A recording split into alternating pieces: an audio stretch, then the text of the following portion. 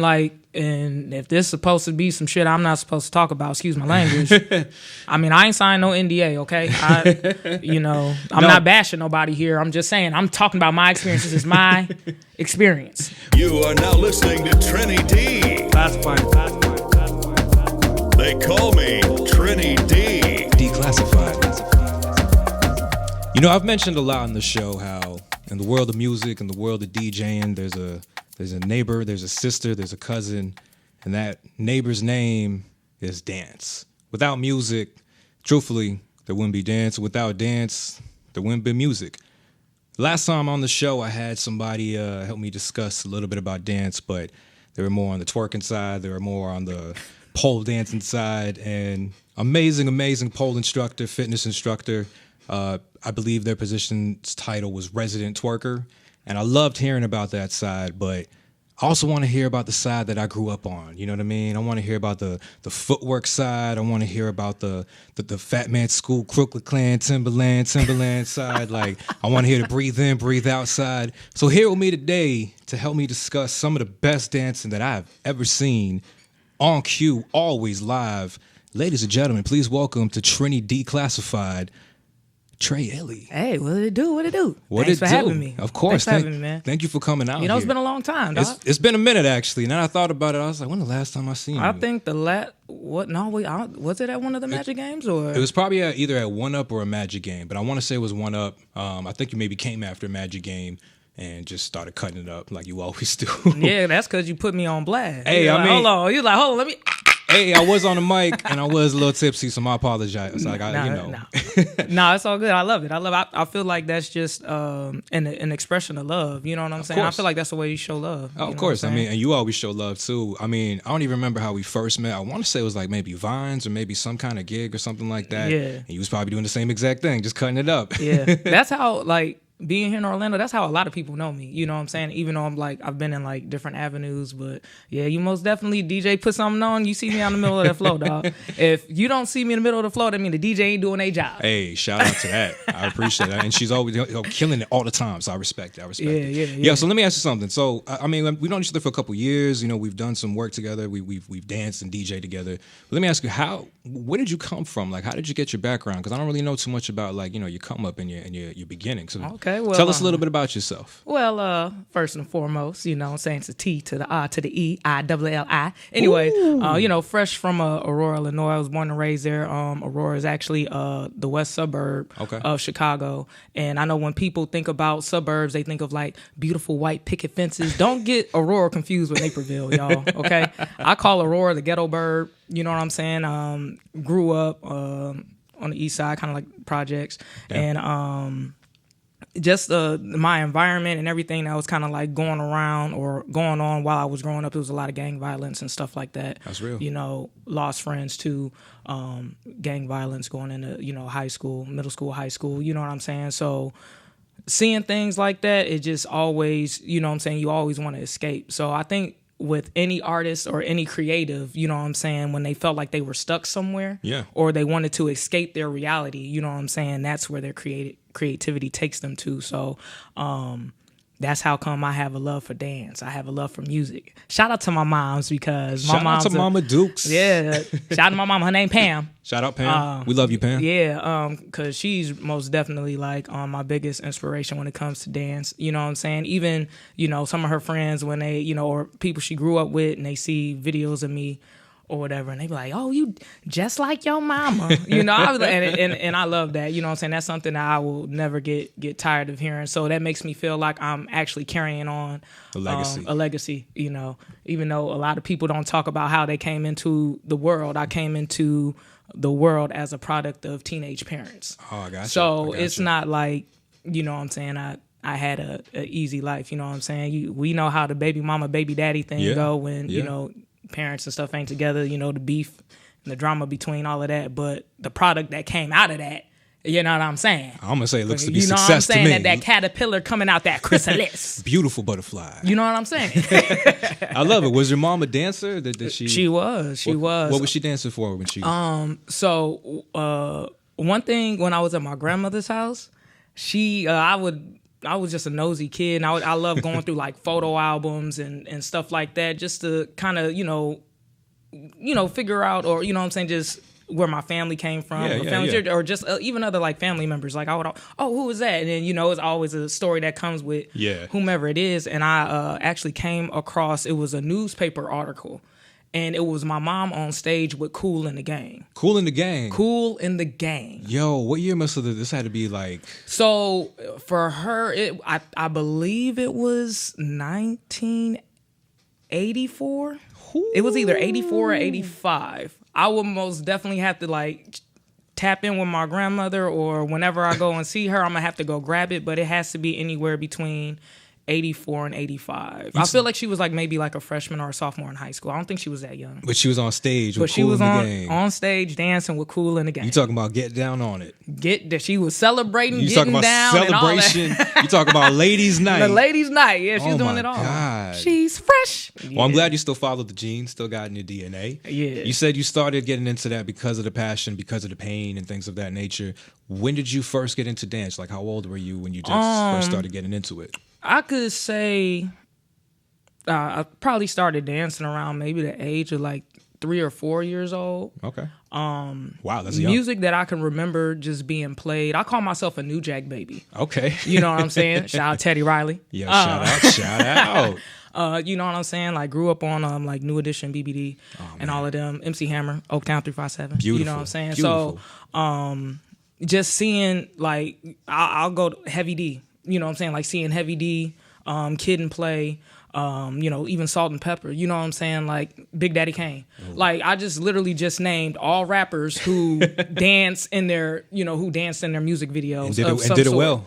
It did extremely well. Had choreography and everything, Yeah. So, I mean, just growing up and just like watching that, I think that's what kind of just sparked something. And like I said, with my mom also, doing it too, it just kind of like tweaked something. It was just like, yeah, this is something that I might want to do. I didn't expect to be where I am because dancing really did open a lot of doors for me. It showed me that there's just more than just like one type of dance. And when you go to different cities, or I haven't been out of the country yet, but you know what I'm saying, just the different cultures and how they all kind of like intertwine, and how music brings all that together to create these different dances and stuff like that. It was just like really, really dope. Damn. So what kind of dancing were you first doing, and then like what did that evolve into? I'll just say mainly anything from like hip hop, you know what I'm saying? Like I kind of knew the basics of like, you know what I'm saying, b-boy, and like call it like top rock. Yeah. You know what I'm saying? So you know what I'm saying? Just that, the basics of that, you know what I'm saying? Popping, nice. Waving. Yeah. So that's pretty much where it started. So I can go ahead and thank the Bronx. BX. Thank the Bronx for the hip hop dancing and top rocking and all of that. But yeah, I'll say it started off like that, and then also flowing in the house.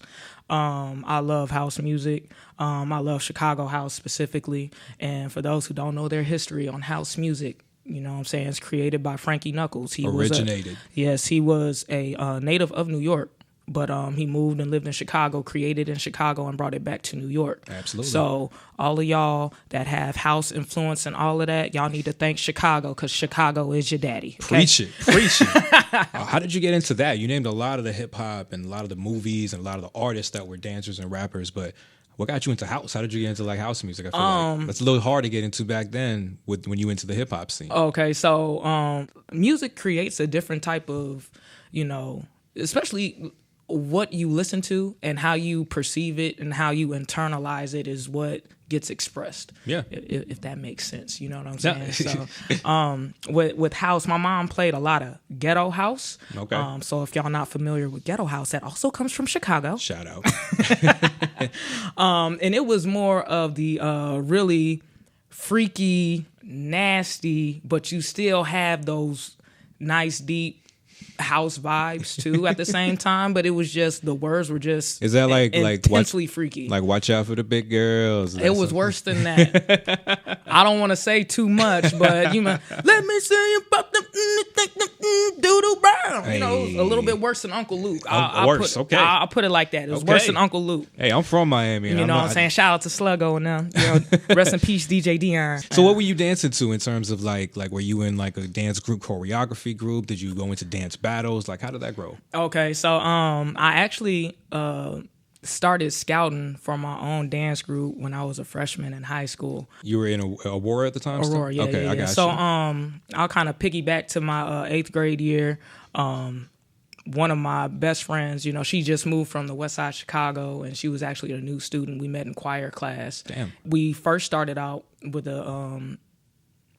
with dancing. She had a thing for NSYNC. I had a thing for NSYNC. I'm like, oh shit, you know, we did a school dance together, and I remember asking the DJ if he could play "It's Gonna Be Me." Oh, okay. And that was, I'll put it like this: that was the first time we got down, and it was just like literally everything stopped. Everybody was watching us, so you know that's kind of like how it started, and then it kind of transgressed until when we went into high school. I remember I came back to the same middle school. Cowherd Middle School is where I went to. Shout out. All right. I came back my freshman year. It was during a talent show.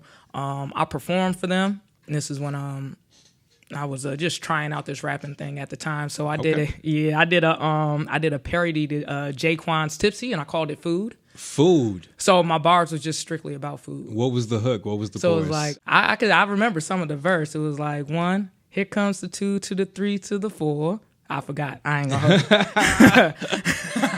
You remember? I was like, everybody in the crib eating chicken. It's even better with hot sauce and chitlins. So it was like, you know, coming back and like my teachers, you know, my old teachers seeing that, it was just really funny because, just, you know, getting back to that, it was 2 young ladies who I remember just always seeing in the front office because their mother worked in the office. And when I seen them dance, I said, I want them to be in my dance group. So you recruited them. Yeah, it was like I pretty much like manifested everything, and then by the time and shout out to the Delgado sisters, Yanil and Charlize, we actually redid the entire B2K BET performance, which happened in 2003. Okay. So when they came down and on the ropes and the all white and all of that, you know what I'm saying? I mean, we didn't have no ropes or nothing. We just came running down the aisles and then ran up on stage and did the routine. Yo. But that got me my first win in a talent show. I never won a talent show in my life. Yo, shout out to you winning that talent show. I won a lot of talent shows, literally being the DJ with like a group of rappers. Mm-hmm. And I don't know what it was, but it felt great. It felt great for the whole school to recognize you as what you do. You know what I mean? Right. So for you to, what was that, 5 people in total? Like your group was 5 people? So at that time, it was the 3 of us doing a majority of it. And then my original hair braider, shout out to Sandy. Shout out. And then shout out to my best friend's stepsister, Gwen. Shout out. You know, they came out at the end and supported us because, you know, back then the chicken head was a huge thing. So they just wanted to come on and, you know, get jiggy with shake a little leg with us.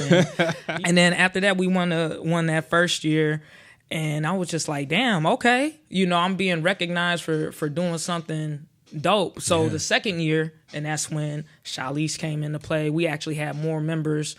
Shout out to the Fonseca brothers, Mike and David. I'll talk about Mike in a minute. Then we ended up adding a few people from our rival school, which is West Aurora. Shout out to the Blackhawks over there. You know what I'm saying? Shout out to my girl, Lady Lynn. Shout out to Nico, you know what I'm saying? My boy, actually, we grew up around the same area too. Shout out to Jordan. Even though we kind of bumped heads a lot. From the talent shows, did you guys go from that into any type of contest, any competitions? Man, we didn't necessarily do contests, but we ended up doing like the Puerto Rican parade 2 years in a row. Nice. I had a moment where I was trying to footwork to Missy Elliott, and my shoe came off and almost hit the Puerto Rican queen in the face. You lie, for real? No, I'm dead ass. What year was this? This was 2006. Man, I would say it's 2006. I hope there's some we footage. We performed 2006, 2007. Lady Lynn's mom, Miss Carmencita. since she was our manager at the time, we need those tapes, ma'am. Yeah, I want to see that. I've been asking for them tapes for over 20 years. I want to see that. Over 20 years. It was just like the look on my face. But also shout out to the Number Brother. I call them the Number Bros, 5 and 6, Jermaine and Jamero. They were also Eastside babies too. And, they were very supportive and down with the cause. Jermaine left. No, damn. Jermaine left, but Jamero stayed. And Jamero was the one who brought DeAndre, Jordan, and Nico. He kind of put them on board with us. So shout out to him. And it was just like we were literally performing at almost any festival that was going on in the city. Anything that just had to, it was just like, and the group name was Sick With It. You know what I'm saying? So yeah, Sick With It. We was sick with it. You know what I'm saying? At this time, this is when, you got Chris Brown just came out, and it was just like, you see Chris Brown and Omarion, with the Crump movement and all of that, and Rise came out at the time. Rise was huge. Rise was huge. So, they did a lot of the Crump, and I was more along the lines with David. I was doing more of the waving and the popping and trying to do like the more of the isolations and animations and stuff like that. Okay. Yeah, I was more, into that. That's what I was trying to, get into and learn. Well, you mentioned Rise, because I remember watching that documentary and thinking it was amazing, but I also thought that it was more of like a West Coast thing, because watching that documentary, you telling me that it wasn't really necessarily a West Coast thing? Well, I'll say it's a West Coast thing because that's where it was created. Yeah. But it was the influence that it had over, in culture, period. Dance culture. Yeah. You know what I'm saying? Because you're right, Chris Brown was in the Yo music video doing that. And I remember just thinking, how you trying to get a girl by just doing this? But hey, it worked apparently. So I'm just don't let I used to do that goofy ass. I used to do that. But he was following the girl for whole song. I did that. 3 minutes and 39 seconds. I ain't gonna hold you. I used to do that too. And sometimes it worked and sometimes it didn't. Okay. You knew the whole choreography for that, I was right? over there. Yo, don't wanna film, excuse me, miss. Oh. Don't. Yeah, like literally doing full routines trying to impress women. Okay, well, girls at the time. No, you know what I'm saying? I got you. But okay, so yeah, because of the influence of hip hop, the Crump kind of like made its way all around. So it was also in your part. But you didn't get too much into the crumping part of it. No. Okay. No. You did mention a word over there that I wanted to get into. You mentioned footwork, because right now there's like that big Chicago footwork wave. You kind of introduced me to that. I wasn't really too familiar with it, but you said you were doing a little bit of footwork to like Missy Elliott for like the Puerto Rican parade. Is that more of what you were getting into back then? Is that more your style? Yeah, so I was actually introduced to Chicago footwork through the Number Bros' older sister. Okay. So her name is Janisha. Shout out, big sis. Shout out. You know what I'm saying? Like, and she's also another person that's kind of been pivotal in my life as well, with just like certain life decisions and stuff that I made. So big shout out to her. My Chicago footwork journey has been like insane. So like I said, she introduced me to it. And then from there, it was just like her brother was teaching me little stuff, you know what I'm saying, like here and there. You know what I'm saying? I would watch him and then I would try and mimic what it was that he was doing. But at that time, I wasn't getting the basics or the foundations of it. Okay. Or the history. You know what I'm saying? So it was just really, I was just... Couple steps. Copycat. Yeah, I got you. So it was just like, fast forward to, I'm in the military at this time. Went to this club, Alexander's. I was stationed on Camp Lejeune, and this is where all the Marines go on the weekend, a little club out there, you know what I'm saying? So I'm out there, and I remember they were playing, In Words in Paris. Shout out to Watch the Throne. Got you. And it was just like when it came on, anytime like Ye's verse come on, you know what I'm saying, I would try to hit a irk here and there. And I just felt somebody like staring at me. And it was just so weird. And I just like, yo, like, and when I look, I'm one of those people, like, I can tell when somebody's a dancer, so I like to share the floor. Yeah. Get that exchange of energy. Yeah. And he was playing too cool. He was playing way too cool for me. You could tell, though. And I ain't like that, okay? I was like, he was playing way too cool. He's like, I know you want to drop something. So then he came out, and, he did his thing. I said, okay, that was tight. But the energy that I got, it was more of like a battle-like type of energy. I like it. I was like, oh, man, all right, cool. So I actually ended up, quote unquote, I'll say winning, you know what I'm saying? Fan favorite, because Unanimous decision. Yeah, fan favorite, because I had everybody going crazy. But and we'll get into the things with battles in a second, but not saying that I felt like I won that battle, but it stroked my ego a little bit because it was like, yeah, anytime I see you, it's a wrap. Okay, well, guess what? I learned the hard way because shout out, this is actually, he is my teacher. So he's the one who brought me into Chicago footwork, understanding the culture even more. And he actually was teaching me the basics and foundation. So shout out to my teacher, Ron the Great. That is my sensei. What got you from Aurora to the Marine Corps? Oh man, it was the way that Janisha. Okay. Mm-hmm. Okay. It's always somebody. That's number 4. It's always somebody. Yeah. So, which is like I said, the number bro is our older sister. She was the one. We went to the Taste of Chicago, and she was actually home on boot leave, and then she was like, "Yo, you know, if you feel like you stuck and you ain't got nothing to do, just go. You know what I'm saying? Ain't nothing here." Yeah. So it was just like, you know what? I'm always up for a challenge because at first I was going to go to the Navy, but nah, I didn't want to get called a seaman. So, was that the only deciding factor? That was it? Yeah. I was like, yeah, I don't want to go in and be like Seaman Blue. What? What? Nah, I'm good. And then also I didn't know how to feel about being on Muse, which is like you're on a boat. Yeah. A majority of I don't know how I would have survived that. That's tough.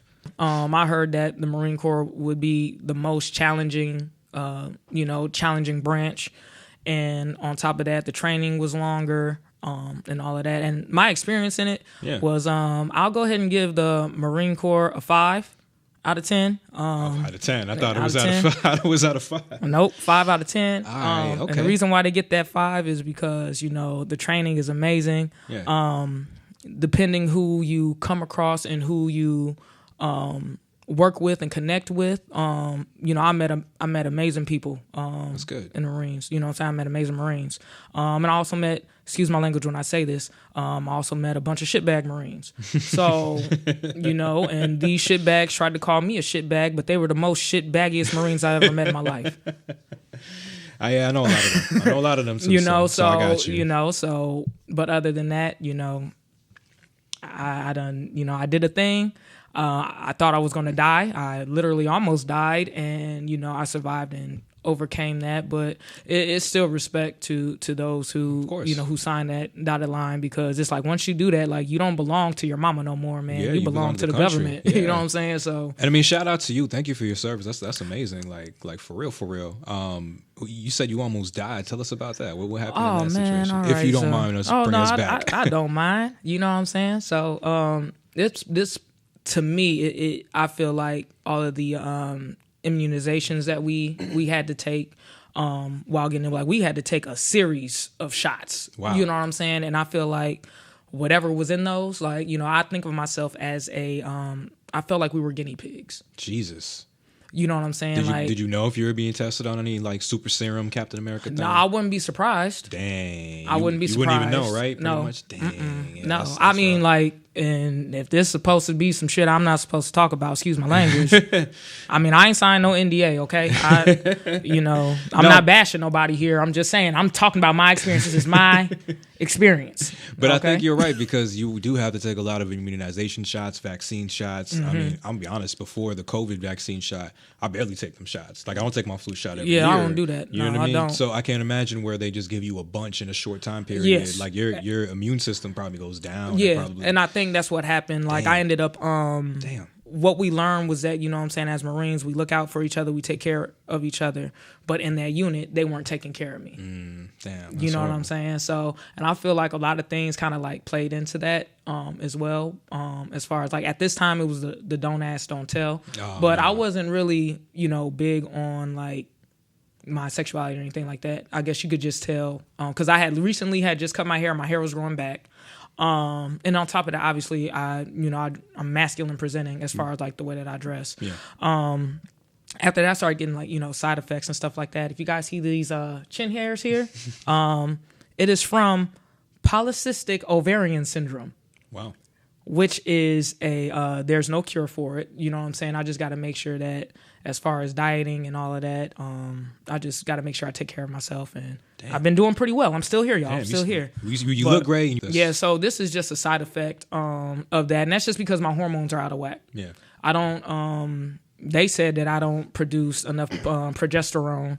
And I do produce estrogen, but not as much. So it's just like, you have your progesterone, estrogen, and then also, it's a little testosterone in the mix too. So yeah, it's just my hormones are out of whack, and that's why I, look like a young fella, handsome young fella. Handsome at that. Well, I appreciate you sharing that. That's crazy, yeah. And I'm glad you were at the very least comfortable and aware of everything in terms of your sexuality while in the Marine Corps. It sucks that it didn't really work out. How long were you in there for? I was in there 2 years. Just about 2 years, and then whatever happened, got out, which sounds like it was for the best. Yeah. Sounds like it was good. Where were you stationed? Where were you again? Camp Lejeune. Where was that? It's in North Carolina. In North Carolina, yeah, okay. Yeah. So then you went from Aurora, you went to that camp, and then how did you get down here to Orlando? Oh, man, I'm going to go ahead and give another shout out. Shout out to my guy, Tony. Shout out. My guy, Tony. He came down here. He moved down here. I was kind of like a live-in nanny with him, and then also I was doing school online and stuff at the time. So they helped me they helped me pay for school, and then on top of that too, they also helped me find jobs too. So my first job down here was actually I was working at the Goodwill on OBT. Oh wow. In there, you know what I'm saying, I was actually, the security pins on clothes. Yeah. I'm literally separating those. Oh, man. You know what I'm saying? What a job. Yeah, and my fingers hurt because, accidentally getting poked by the pins, and that was probably like the worst part of it. To go from the Marine Corps to that, though, yeah, it's kind of tough. Yeah, I mean, yeah. I'm not going to hold you. After I got out the Marine Corps, while I was still living in North Carolina, I actually worked at a Taco Bell / Long John Silver, so I was actually SpongeBobbing it up. I was a fry cook when I got out the Marine Corps. You had the secret Krabby Patty formula on them. You know what I'm saying? Them hush puppies was always fresh. You know what I'm saying? Yo, that's how I know you lived in a let's say real city, because you said Taco Bell / Long John Silver. yeah. Y'all know the joint restaurant? I know that. Oh man, I remember those so bad. So yeah, I mean, humble beginnings. I like that. Right? Came out here, worked at a Goodwill. How did you get into the Orlando Magic? Because it sounds like it's a tough journey to go from Marine Corps and a camp in North Carolina to come down to Orlando, start on Goodwill, on OBT. For people who don't know, OBT is it's the street. You know what I'm saying? You know what I'm saying? It ain't the trenches, but you at least know when you hit OBT, you halfway there. You know what's going down. That's a halfway mark right there. So for you to work at a Goodwill there, how did you get into the Orlando Magic? Tell us about that. Well, be 100% transparent. I had no idea that the Orlando Magic even had an entertainment team. So actually, I got plugged into that. Shout out to my boy Keenan. Shout out. He was just like, "Yo, Orlando Magic is holding auditions for the hype team. I think you'd be a great asset." You know what I'm saying? And he sent me the info. I was there. I auditioned. I made it. Hey. COVID ruined my life. Oh no! So this was 2019. This happened. Yes. So you tried out. It was actually was it not 2019? I think it was 2020 going to 2021 because it was the second round of COVID. Okay. That second round that came. That came back. Okay. Yeah. So you tried out in 2020. You got in, but then there still wasn't nothing going on. Nah, they wanted me to get the COVID shot, and I just explained to y'all what happened to me in the Marine Corps, and I'm just like, no respect. I'm not on that. I'm not doing that. I'm sorry. I was like, hey, y'all gonna have to take the L this season, dog. No. So where you just kind of like stick out for like that one season? Yeah. Okay. And it was really dope because, one person I'm gonna mention, her name is Jamia. She is probably one of the dopest women in sports entertainment that I've ever met. And it, working with them, for the past 2 seasons, it really opened my eyes on, sports entertainment is a different ball game. Yeah, there's a lot. You know what I'm saying? Versus like the music industry. You know what I'm saying? All these different industries, it's a lot of, trinkets and all of that stuff. But, of course. The professionalism is it's a little different, how they run things. But Jamia was, Team Tre. I said, anytime you see me in a Magic jersey, my name is not Tre iLLi. It is Tre Lando. Oh, I like that. It's Tre Lando. So when y'all see me in my Magic stuff, put some respect on my name, Tre Lando. Well, okay? I appreciate y'all see me in my Chicago stuff, or just any other day, I'm Tre iLLi. But when you see me working with the Orlando Magic, I'm Tre Lando. What do you do there exactly besides dance? Because you're just part of the entertainment team. You be hyping people up. Like, what exactly is your position? So with the Orlando Magic, they have an entertainment team that has a drum line, which is Magic Beats. Shout out to them. They have I'm not going to call them senior citizens. I'll call them the young folks. But we have 407 Classic. And I know a couple of those women who are on that team, they actually were Magic dancers back when, the Magic first started. They were cheerleaders. Cheerleaders, yeah. You know what I'm saying, back then. So that's just really cool to kind of still on the see team. that they're, still here, still representing. You can just kind of tell that they had a genuine love for it. Right. And then you have the actual dance crew, 407. And then you got the heart of it all. Okay. 3, 2, 1, hype. Woo! In case you didn't know, that's what Tre Lando's on. You know what I'm saying? I'm on the hype team. You know what I'm saying? So pretty much what we do a lot of the activations for the game. So during timeouts, we help the halftime performers. We work very close with Stuff the Magic Dragon. Shout out to Stuff. Shout out to Stuff in the Big building. Stuffers! And a lot of people really don't see what we do behind the scenes, but prepping for all of that, you know what I'm saying? Like, for example, y'all see us come out there with the big old Gatlin, the big old T-shirt Gatlin and the T-shirt guns and all of that. Like, we got to get the CO tanks, you know what I'm saying, filled up and all that, you know what I'm saying? So it's a lot of stuff that go on behind the scenes that people don't really get to see unless you follow me, because I actually did a video this season so people can somewhat get an idea and kind of know the difference between, us and 407. So, yeah, y'all see us, dancing and stuff like that, but, we're not the actual dance team. So it's just like Hype has some very talented individuals. We have stilt walkers. We have people on there that sing. I technically dub myself the voice of Hype because my chants be off the chain. So anytime we do parade, you know what I'm saying? Like we get the building rocking. You know what I'm saying? Like we're the ones who get the energy curated in the arena. So when it's time for game time, you know what I'm saying, the fans are amped up and they ready to go and they ready to get an energy to the players. And, for the past 2 seasons I've been working. I mean, them boys been working. I mean, I don't want to say... You see the improvement. I don't want to say nothing, but Orlando Magic did make it pretty far in the playoffs just last week. Just last week they got eliminated. And it's just like... I just came from New York. The first time I've ever been to a WNBA game. Very first time I have been to a WNBA game, and I cannot express to y'all, I cannot tell y'all, this is probably one of the most lit games I've ever been to, period. I'm talking like you remember those high school game vibes where it was your team and you cheered for them? Like the rivalry teams. Yeah, exactly, like the biggest high school games. I was on none of the team squads, but it felt like that. It felt like I was walking into this crazy atmosphere. Right. It was New York Liberty versus Indiana Fever. Mm-hmm. Caitlin Clark's huge right now. The height. She's like real big, right? Her team is pretty bad, but she's like, LeBron, his first year on the Cavs or whatever. Right. And like just seeing what she was doing, seeing what the New York Liberty was doing.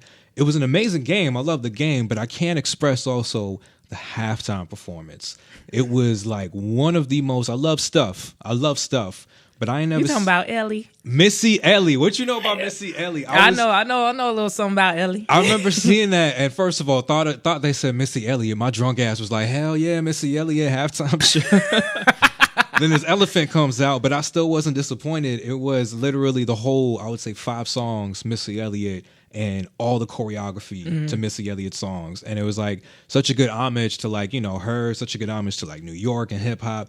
But yo, the choreography, the whole dance squad had, but of course the main mascot, Missy Elliott, I was like, this is insane. I was like, I've never, no offense to Stuff, I ain't never seen Stuff drop a split in that Stuff mascot. I've seen him throw a behind the back half court. You ain't never seen Stuff do no windmills? I mean, that's not like the choreography of Missy Elliott. Hey, man, and look, now don't be putting Stuff down, man. He a B-boy at heart, man. I won't. No, I have seen Stuff You do know what I'm some saying? crazy top rock and some crazy. Yeah, you're right. He got some headstands. You know what I'm saying? You're right. Put the Put cardboard some respect on Stuff, You're man. right. You're right. But I'm gonna just say this to anybody who hasn't been to a WNBA game, please do, because that was one of the most electrifying things I've ever done. We kept comparing it. We're like, again, no offense. We're like, but damn, like how many Magic games been that lit? And they're not always that way. But also, we're talking about 2 years, not 2 years ago. You know, right? We're talking about before Trey Lando came into the game. Yeah. So now they're lit. Now you got Stuff doing top rocking and windmills and footwork. But I'm glad that you brought some flavor to it. Not that it didn't before, but I'm glad that you found a fitting in it, you know, and it worked out in your favor. You're not only a dancer though, I've seen you do a lot of different things in terms of like you got some photo shoot stuff going on. I see you be snapping photos with some people. That ain't me snapping. But shout out to my partner, Master Elijah Wine Fox. He's the shooter. I do lighting. Okay. So tell us about it. You know what I'm saying? So lighting is a very intricate part when it comes to photography. Absolutely. So if y'all don't know nothing about lighting or, you know what I'm saying, your shadows and all this other stuff, I suggest y'all get on YouTube and learn something. You know, I can't tell you verbatim, you know what I'm saying? I'm more like a watch and then I go and do. You know what I'm saying? I'm a quick learner. I'm very hands-on. So it's not like I can't repeat to you what's in a book. You know, I can just show you. Set up the stand right here. Set up the, you know what I'm saying, put it on, you know what I'm saying, put the umbrella, the light inside the umbrella, put it up, make sure it's locked in tight. If you know windy, the fundamentals. hold on to that thing. Yeah. I'm going to let y'all know right now, modeling is not easy, okay? That hurts. Like certain positions that you see some of these women in, we always, we would tell them like, okay, do this. You know what I'm saying? To where, you can see the curves and you know what I'm saying? But they be like, oh my God. I'm like, yeah, just go ahead, take a breather. But when we say 3, go ahead. So it'll be like 1, 2. Breaking their rib cage, just holding in their lungs in each little section. Yeah, that's tough. I can't But imagine. what is it that you really want to know? Because I feel like you want to know something. What's up, Trini? What's up? I wanted to know because I be looking at y'all photos and I see quite some people in there. I want to know, not only because the skills are great, they do got really good photo shoot skills. Please look them out. Please shout them out. Please Elite.photos. Elite.photos. ILLITE.photos. Really, really good quality photos in Orlando. But I see you be having some people you be doing some photo shoots with. Go ahead and tell us if you can a little bit about that. Well, okay. Well, we were speaking on sports entertainment. We were. Speaking on sports entertainment, so we was just talking about, everything with the Orlando Magic, but also work with some folks in the WWE. Shout out to the WWE. How did you get into that? Not only just the lighting and photo shoot group in general, but how did you get into working with some sports entertainment folk? Man, to make a long story short, my partner, Juan, he ended up doing a photo shoot with Zion Quinn. Okay. And after that, we did a photo shoot with Zion Quinn's partner, his wife, Harley Cameron. Shout out. AEW. Shout out. All right. I love how you whispered that. And we also we did a photo shoot with her and Santana Garrett. And then it was just like after that, it kind of just like it snowballed. Just a word of mouth. You know what I'm saying? Thing? It was most definitely a word of mouth thing that just kind of happened, and it was just like after that, Harley Cameron got us linked up with Scarlett and Shotzi. We've done a majority of their Halloween photo shoots. Shout out. The music videos, if you know what I'm saying, if y'all go on her YouTube or even on their pages, like you'll see some of the stuff from the video shoots. I did the lighting for that. We helped with a lot of the creative direction with that as well. And then shout out to the videographer. Lisa, the Angle Queen. Shout out to her, Lisa Ashley. You know, she was the one who shot those and did a phenomenal job, you know, with the editing. And, you know, those three ladies they are something else. And it was just, like I said, it was just really something, you know, unexpected because, you know, when you come into something, like, you don't know really, like, what to think. Like, because at first, like, Scarlett really wasn't fucking with us like that. Really? It was just like, you can just kind of tell, like, you know, like, I'm not sure if these are, you know, people that, you know, I'm going to give them the chance to work with them, but, you know, if it don't, you know, and I don't blame her. You know, it's the skepticism of that. You could be working with a creepy fan versus like an actual photographer. Professional. So. And, you know, and I appreciate them too, because it's like, still to this day, they still work with us. Yeah. You know what I'm saying? So being able to still have clientele and whatnot, you know what I'm saying, for years. And this happened back during COVID. So this happened in 2020. Oh, wow.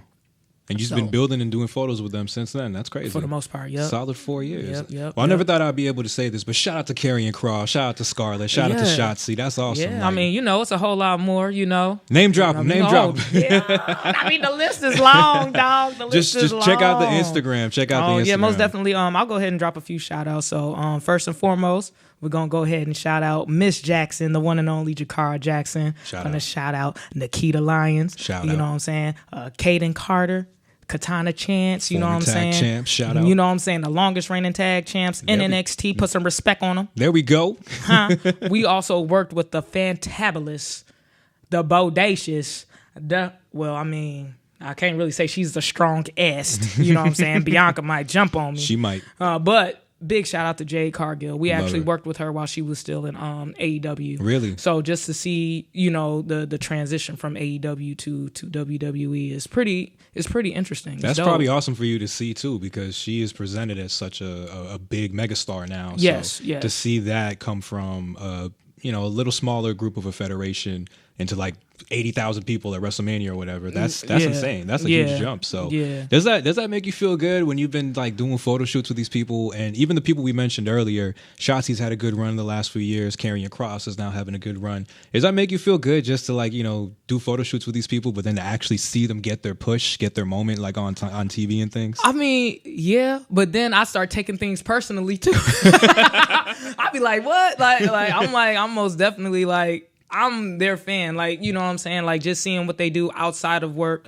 how they prepare for work, you know what I'm saying? All of them are really, like, you know, hardworking people and just, you know, extremely busy. And then, you know, when they find out what I do, and I, you know, like, I'm like, oh, you work? I didn't know you worked for the Magic and this, that, and the third. And I'm like, yeah, man. And then, you know, I explain to them, like, how, like, you know, how hectic it was for me working during playoff season. It's just like, how we were working during playoffs is how y'all get prepared for WrestleMania or whatever pay-per-view that y'all got to prepare for, whatever huge pay-per-view y'all got to prepare. It's normally WrestleMania is where everything I feel like is probably the most hectic. The Super Bowl because season, yeah. You know what I'm saying? And they was like, wait a minute, like that. I say, yeah, it's like that. It's like that. And it's kind of dope too. It's a few others. Big shout out to Trick Willie. Shout out. You know what I'm saying? Trick. You know, I wasn't expecting a text message from him during one of the games. He actually came to Game 3. Okay, He was at Game 3. He just won the belt. Mind you this. So he had that belt. Did he bring it? He had it on his waist. In the Kia Center? Games. Oh, shout out to Trick Willie. Well, he wasn't playing no games. He wasn't playing no games, man. You know, Lash also came too. You know, she has a background in basketball. Yeah. Trick played football. Yeah. You know what I'm saying? So it's really cool to kind of see, you know, these superstars doing things outside of what we normally see them doing. You know what I'm saying? So being able to even have that opportunity of getting to know them on a personal level is dope. You know what I'm saying? Like, I don't really be expecting nothing from them, but when they, you know, randomly hit me up, like, I get excited. Right. I'm like, oh shit, okay, what's up, dog? I was like, I know you busy, but appreciate you reaching out. You know what I'm saying? For real. Like, that's you know love. what I'm saying? And I love it. I love it. You also been doing some other stuff besides photo shoots. I see you be doing some music work as well. You know, I see you getting into the music game. I see you getting into my game a little bit. You know, getting into a little DJ. Tell us about that. You're not just a dancer, a former Marine Corps, Orlando Magic, photographer or lighter. You now telling me you're a DJ and a musician? Well, yeah. What you got? I mean, in North Carolina, I had a group.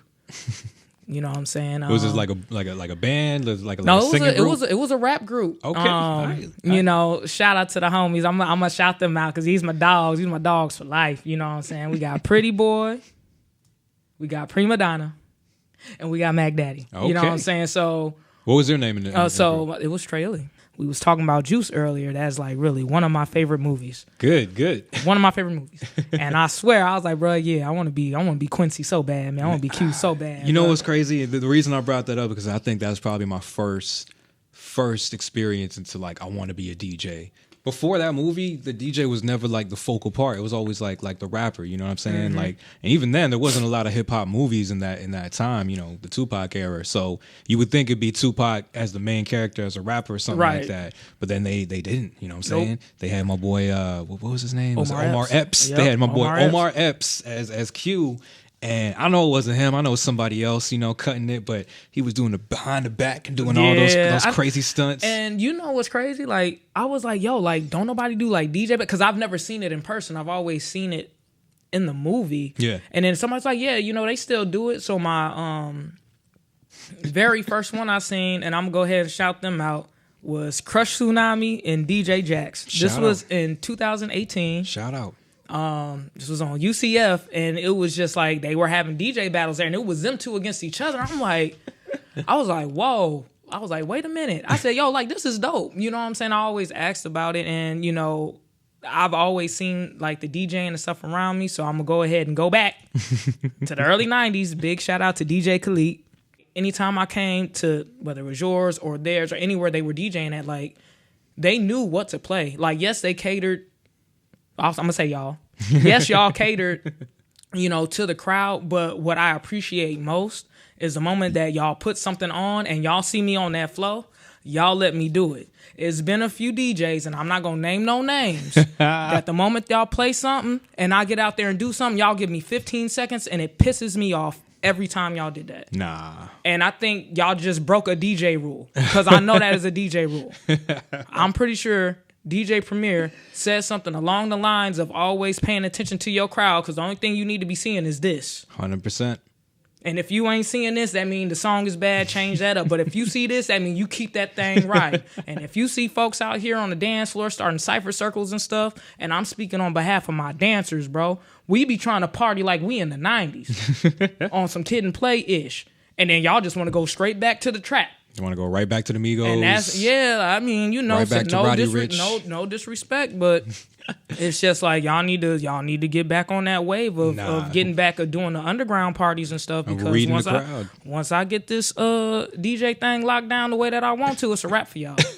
I'm just saying, I'm not coming to take nobody jobs. I don't want to be in nobody club or nothing like that. I like being private. I like when people just randomly hit me up and be like, "Hey, I got a job for you." You know what I'm saying? And I'll go ahead and bring that up. Big shout out to Tony. He actually owns Orlando Boxing Club, and the majority of my gigs came from him. So hey, you got to start. You know what I'm saying? With all the entertainment stuff you talked about, dancing, music, photography, where do you see the world in 10 years from now? Where do you see yourself in 10 years from now in terms of doing all this stuff? Hopefully in the next 10 years, hopefully still working with these people. Shout out. Still, you know what I'm saying, working this career path, but hopefully I'll be 1,000 there or something, because boy, you know. It ain't easy. It's not. The economy changes every 10 years. Hopefully you don't got no more pandemics. Right. Y'all, respect and I appreciate you coming on the show. I appreciate you having me, man. Thank you for the love, of course. And I thank y'all for tuning in. Make sure you tune in. Make sure you like. Make sure you subscribe. Make sure you follow us. We're available on all streaming platforms. That's Apple Podcasts. That's Spotify. That's YouTube. And make sure you follow us on Instagram as well. That's Trini Declassified at Trini DE Classified. If y'all know anybody that wants to be on the show, if y'all want to declassify, debunk some things, go on a little deep dive tour with your boy, holla at me. Especially if you're in the Orlando area, come on my show.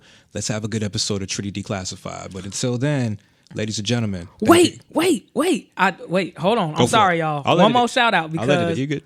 The best friend that I didn't get to name, she is currently a DJ, and she was the one who told me to quit playing, because she heard me playing mashups on the controller. Shout out to DJ Kim B. Shout out to DJ Kim B. That's it. Now that was a shout out I forgot. Okay, there we go. That's your best friend from another mother, right? Yes. Okay, gotcha. We danced together. You know what I'm saying? She became an artist, went from artist to being a DJ, and she's still doing her thing, man. So y'all can catch her, Kim B Music, on IG. You know what I'm saying? Check her out. Her mixes are fire. That's love. That's love.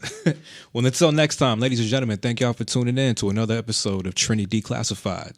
Peace. Peace. You are now listening to Trini D. Classified. They call me Trini D. Declassified.